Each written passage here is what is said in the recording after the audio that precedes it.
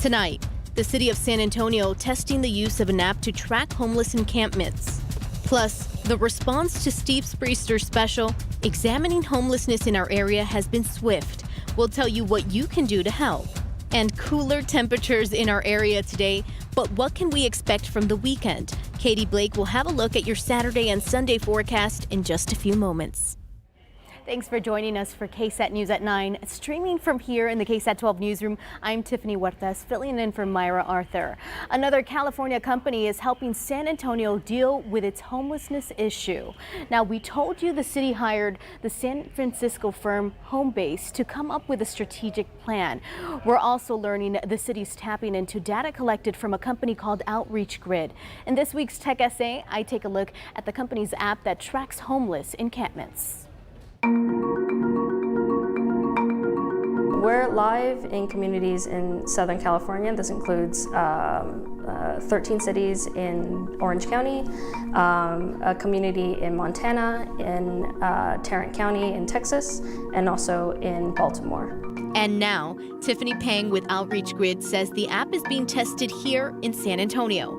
So we start here, and we have access to our map. We can see that other people have encountered this client at this location. The company from Irvine, California participated in this year's Civ Tech Essay program.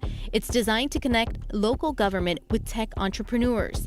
Those who participate are presented with challenges they must find a solution to. We partnered with the Department of Human Services here.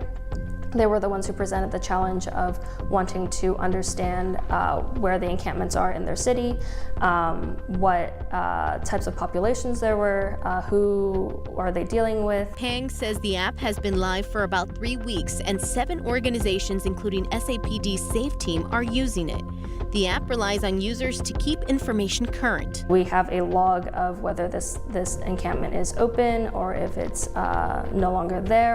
Lack of affordable housing, unemployment, all. Marjorie White with the city's Department of Human Services says the app is part of the larger strategic plan and will help bridge the gap between the homeless and the services available to help them. It will also help them keep a lot of information in one place. Everyone's kind of interacting with the unsheltered population, but some of them are keeping their notes within Word documents, Excel spreadsheets. So we've had street outreach workers and different organizations invested in homelessness come together through our homeless outreach forums that we've hosted to say, what do we need in this community? What data should we be capturing? How can we customize this mobile app software to fit the needs of San Antonio? The pilot ends November 26. Marjorie says before the city decides to move forward using the app on a permanent basis, they will get feedback. The plus with the Civ Tech residency program is that this is free of charge. To our community, it's an opportunity for us to really customize something and see if it works before we actually purchase. Every year, the city conducts a count on the homeless. With this new app, they hope it will give real-time data on this population. And last night at this time, KSAT aired a new special on what it's like to be homeless in San Antonio. Steve Spreester took us into some of the areas where the homeless live. We are happy to report the reaction to that special has been amazing. Places like Haven for Hope have seen the number of calls for people wanting to volunteer increase significantly. They are very excited about the number of calls and that people seem to be rallying around the idea of helping the homeless. Other agencies we featured last night are also hearing from people who saw the special and are ready to act. Often I think people suspect that volunteering at Haven for Hope can be a depressing thing, and it's really anything but. It's one of the most uplifting things that you can do. Our clients inspire us every single day. Every day they get up and they try to improve their lives, and that is really something amazing to behold. Hey, listen, the phones do not stop ringing, which is amazing because that's what we want. I mean, to have a story is one thing, but to have a story that's so impactful and to be able to connect with the people.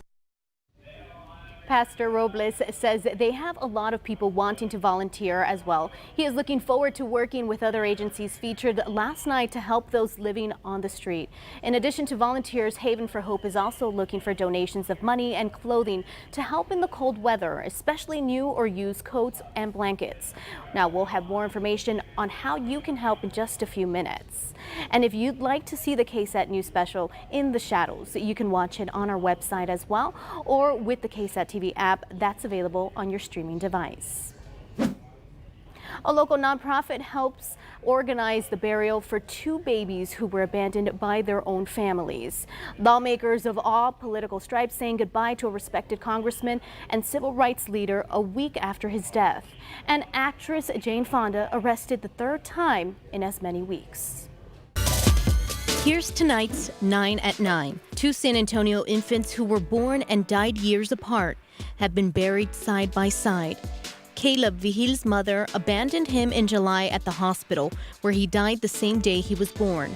And just last year, Devin Stripling's mummified body was found by Bexar County Sheriff's deputies searching for drugs. The nonprofit Eagles Flight Advocacy and Outreach arranged the babies' funerals. You know, we're coming together as a community to pay our respects and to give them honor and dignity. Around Texas, 1 person is dead after a pole crashes through a car's windshield in Waco.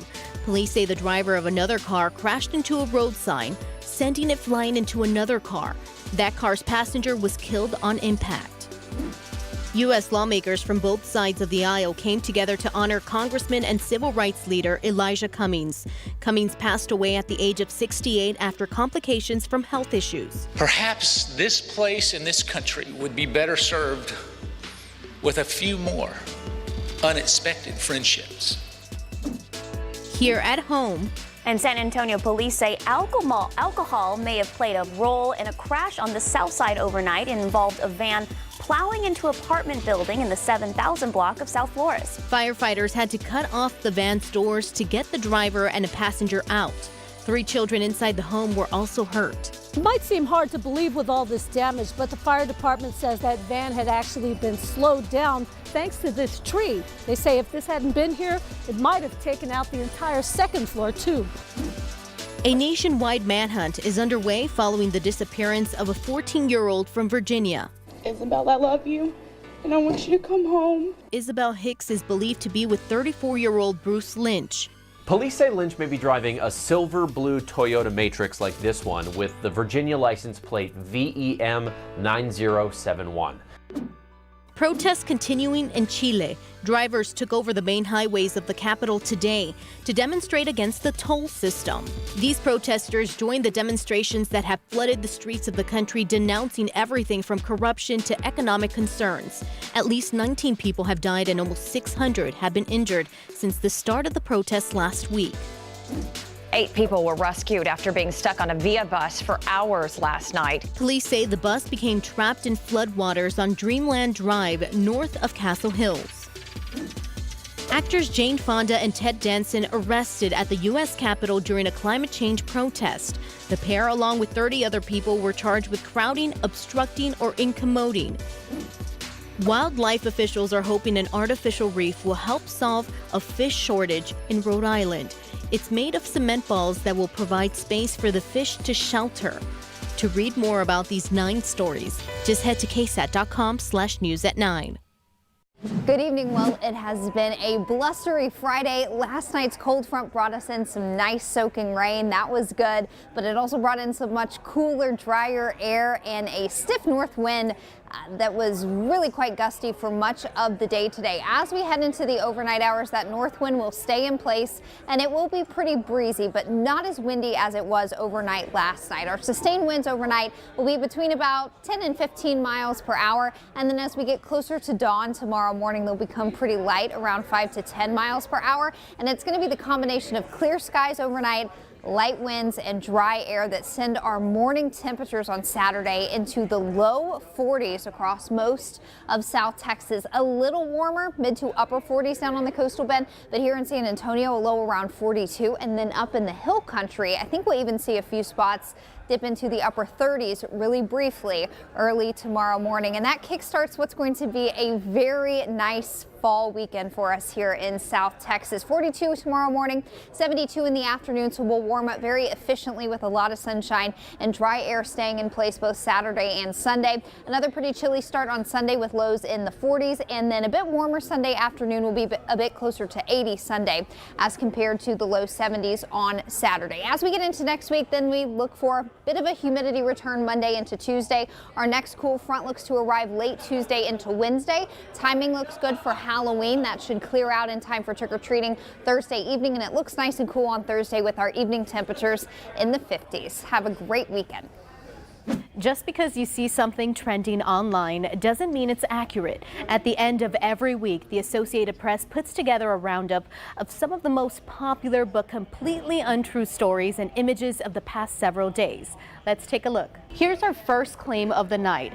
A photo shows protesters carrying a banner that says, quote, "Assassinate Republicans that defeat Democrats, make America great," end quote. But the picture that's been making the rounds on Facebook has been altered to change the wording on the banner. The original banner reads, quote, "Trump makes America hate. Our students make America great," end quote. It was held by protesters at the University of Illinois in Chicago back in 2016. At the time, then candidate Donald Trump was planning a rally there. Here's another one. Hunter Biden got $1.76 million from taxpayer-funded Amtrak. Articles and tweets circulating online also suggest the passenger rail service paid the former vice president's son lobbying firm for work. But here are the facts. Hunter Biden was paid nearly $33,000 during a tenure on Amtrak's board of directors. President George W. Bush is the person who nominated Biden to that board in 2006. He was paid over the course of about 2.5 years and for attending 43 board meetings. Meanwhile, Amtrak sent an email to the AP saying that it had no record of any contract with Biden's former lobbying firm. One last claim we're fact-checking tonight. Some on social media are saying that former President Barack Obama has signed a $90 million deal with Netflix to produce a documentary about the impeachment inquiry of President Donald Trump. But this isn't true. The claim began circulating after a satirical article ran in the New Yorker magazine. The AP says Netflix has confirmed that no deal has been made or is under consideration. There's still a lot ahead on KSAT News at 9 tonight, but before we head to break, we have been talking about the issue of homelessness a lot this week, from how it impacts LGBTQ plus teens to the city's efforts to combat the issue, and of course Steve Spriester's special last night. We also spoke with experts about what the average person can do to help. Here's a look at what they had to say. The one thing people can do to help the homeless, I think, would be to get to know them. I think that folks need to have conversations with individuals that are homeless because they are very much people like you and me. People need to know that people that are homeless don't just have one face. They're all very unique, and I believe that people need to get to know people that are homeless so we could start really focusing on what we need to do to help them. One thing you can do is go to More Narcan Please and order your Narcan today. I think that we need to improve our seamlessness, connecting people to care, and that we need to improve the immediacy that people get connected to care. I think the better question is, what can we not do that would help the homeless? And I think what we should not do is give to people who are panhandling at the intersections. That money is not well spent. Most of those people who are panhandling at the intersections are addicted to alcohol or drugs, and that's where that money is spent. Things can do to help the homeless is just like mentors. There's a lot of people out there that will help you, and a lot of organizations, like I was at one time homeless too, and there was a lot of organizations to help me out, and I'm trying my best. It's my calling to help other homeless. One of the things that we can do to help the homeless is be available, be that ear to hear, and to be able to be a voice as well for the homeless. Many individuals that are homeless do not have ID, Social Security, because of tickets they owe or something that happened when they're incarcerated. So to be able to help the homeless is to be able to help them get everything that they need to be able to start a new journey in life. One thing I think would be very important for everyone to do on a continuing basis is to educate ourselves about who the homeless are. When you tell people that the average age of a homeless person is 11 years old, it has to change your view, your vision of who the homeless people are. How to help? I'd say Haven for Hope is a miracle place. Give us money. We need it. Our electric bill is $700,000 a year to keep right now about 1,700 people living there. Funding Haven for Hope and its partners, you know, the food bank is there, St. Vincent de Paul, the YMCA, CenterMed, the dental clinic, on and on and on. That's how those miracles happen, the collaboration of many to help those who deserve the help. I think there are two ways to help. One is you help the person that you see who is homeless. Whatever they need, they're in front of you. Do something, your church, your school, your organization. But the other one that we can't forget is that we as a community need to understand that homelessness is our issue. We who live in a home, that is our problem. And we need to push our officials, our elected leaders, to do more to understand the complexity of it and to understand that systems need to change.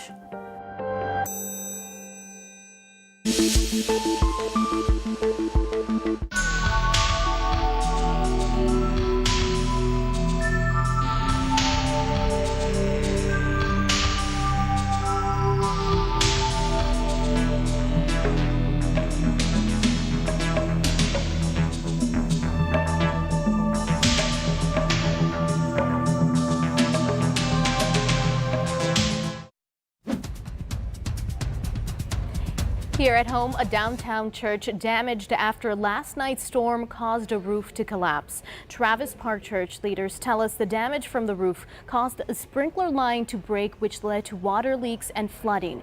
Crews are still investigating the extent of the damage. When that happened and the water came through, what damage did it cause to the buildings that are adjacent? The church will not hold service in the sanctuary this Sunday. Instead, service will be held at Travis Park, right next to the church. Let's turn now to some of tonight's top stories. Researchers say a health algorithm used across the healthcare industry is biased against Black patients. The widely used algorithm predicts which patients will benefit from extra medical care.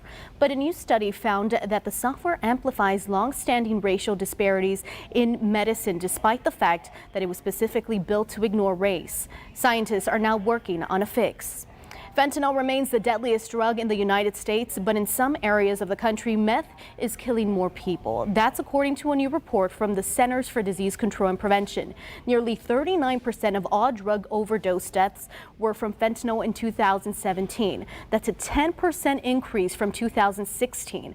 Heroin was the second leader of fatal drug overdoses. Researchers show that meth had a greater impact in the western half of the country, while more people overdosed and died on fentanyl in the east. United Auto workers are expected to head back to work at General Motors this weekend. Their strike against the automaker is over. A majority of union members voted in favor of a 4-year labor deal with GM today. It's been nearly 6 weeks since workers walked out of GM plants across the nation to protest the stalled contract talks. If you haven't cast an early ballot yet in the constitutional amendment special election, you still have time. Early voting continues tomorrow. Here's a look at early voting totals so far. This was the 5th day of voting, and 3,150 people cast ballots in Bexar County. That brings the total numbers of people who have voted this week to 16,824. Polls open tomorrow at 10 in the morning. You can vote early through November 1st. Election day is November 5th.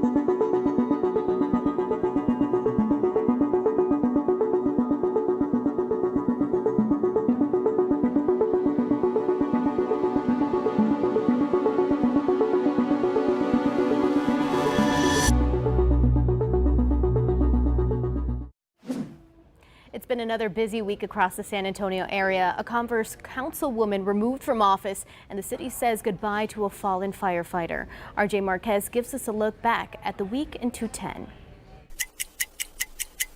Political controversy in Converse, where 4 council members voted to forfeit the seat held by Councilwoman Kate Silvas. This followed allegations presented by City Manager Leanne Pyatt that Silvas overwhelmed her staff with questions and open records requests. The council said Silvas interfered with the administration, which is a violation of the charter. When I did ask for information that I thought I would need to do my job, I was berated and,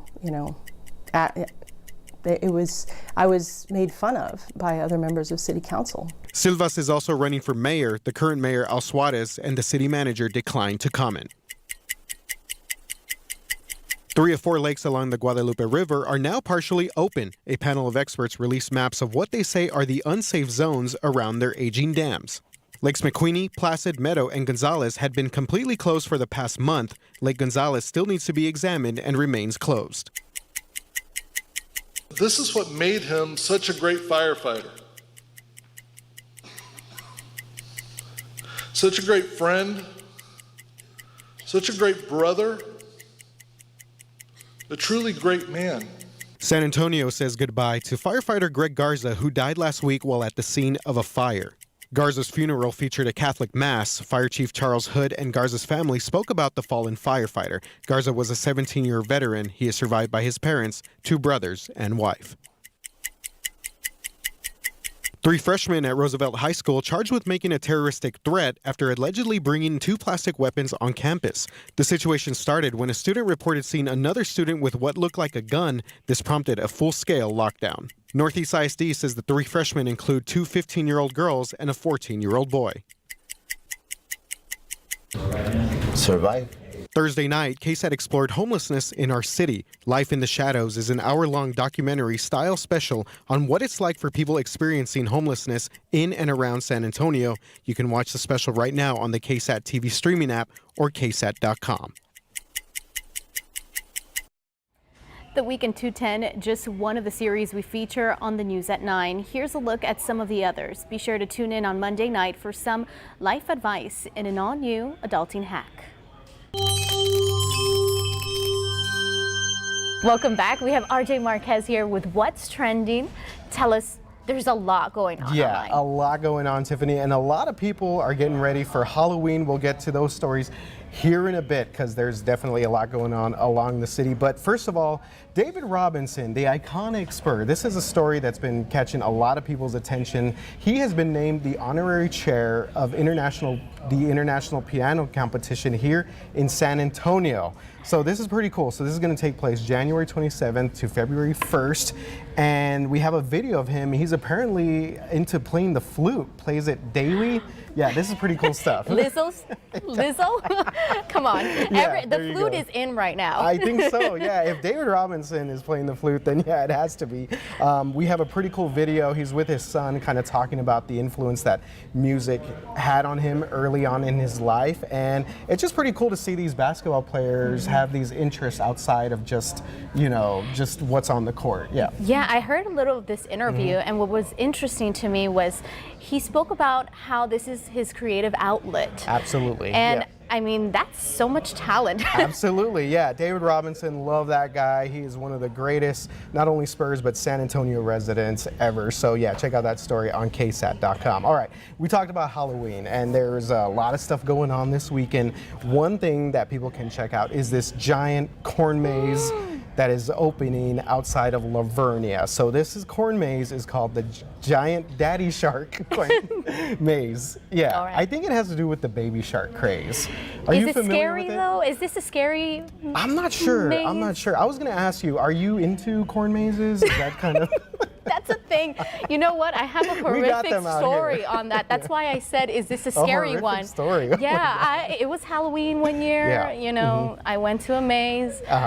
I got stuck in a dead end, and then I just saw someone with a chainsaw, and I don't think that's going to be happening here. This is more of a happy maze. This is a kid-friendly, fun maze, so hopefully no one's coming at you with any sorts of items or anything like that. But yeah, if you want more information on this. Again, this is a big part of fall and just a lot of fun. Plus, it's cooler, so yeah, it's going to be nice. Yeah, and to have the family out there and do something different for sure. This is pretty impressive. You can check out that story on our website. All right. Mentioning Halloween all over this trending segment, the big one here, we are hosting the KSAT Safe Halloween Spooktacular this Sunday at Sunset Station. Everyone is so excited. Everyone. This is the first time, so it's a lot of different things that are going to be happening there. Yeah, absolutely. A lot of cool events going on. There's going to be a lot of stuff for families, of course, kids. I mean, that's kind of the reasoning behind this. We're going to have a pumpkin patch, pumpkin decorating, kids activities, face painting, bounce houses. It's going to be a lot of fun. And it's going to be safe. It's going to be a family event. Yeah, there you go. We have all the information that you want on this event on our website, KSAT.com. Make sure you check that out. Again, Sunday, 11 to 6 p.m. at Sunset Station. All right. Thanks, that is what's trending. Thanks, Tiff. We'll be right back. Another Halloween, another haunted house. This year we are taking on Nightmare at the Wax Museum at Louis Tussauds Waxworks downtown. Yeah, we are. And Katie and I at this point are experts. This is our third time doing this. And we're still scared. Okay, I don't know that I want to. I've changed my mind. Nope, see? Nope. I don't want to do it. We have to. I want to do it. That's rude. I actually really don't. Like this already. I hate this. I hate this so much already. No, I don't want to. You don't want to do it? No, I don't want to do it. Are you sure? I'm not doing it today. I can't do it. I can't do it. Okay, no, I don't want to. Okay, she doesn't. I almost cussed. I don't want to. No. You don't want to do this? I have to go by myself. I really don't want to. I have to go by myself now. This sucks. Okay, no, I don't want to. Okay. No, I can't do it. Okay, bye. I can't do it. No. No, I can't see anything. This is the worst. And my friend left me. Don't. I don't. See? No. No?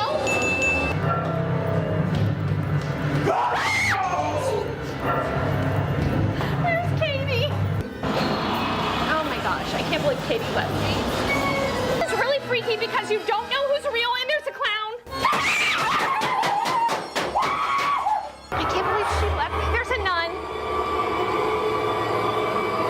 No, no, no, no, no, no, no, no, no. The worst thing is it's not even saying anything. It's just following me. No, where is that coming from? Yeah, Sarah's a trooper. I didn't make it 30 seconds, but Sarah went through it. Proud of myself for not cussing. But come out. This is the last weekend to be scared the way that I was. Friday, Saturday, Sunday. Come check it out. Happy Halloween. Happy Halloween. This is your daily tech and business briefing from Cheddar. The United Automobile Workers Union has agreed to a tentative deal with Volvo's Mack Truck, ending a 2-week strike there. 3,600 union members working at Mack around the country have been striking to negotiate a new contract. And in other news, Facebook is launching Facebook News, a tab that will feature personalized stories curated by human editors. The new content is a response to criticism that Facebook's algorithms are surfacing either low quality or outright fake news. Facebook will reportedly pay news outlets licensing fees in order to run their articles. And Google says its AI training system known as BERT can now understand the intent of a word by looking at the words that come before and after it, potentially changing how artificial intelligence understands unspoken context. And that's your Cheddar Business and Tech Update. I'm Kristen Scholler from before the New York Stock Exchange. Hello. Today's Thursday. I'm Wednesday, and this is rooftop weather. Doing rooftop weather on a Thursday instead of Friday because there's actually weather. Some strong storms this evening. Window in San Antonio will be between 6 and 9 p.m. Small hail, strong winds possible. By Friday afternoon, the sun will come out. It'll still be cool though. This weekend, a lot of sunshine. Temperatures in the 70s. I'm sure some of you will enjoy the nice fall weather this weekend. Stop it. Parkour.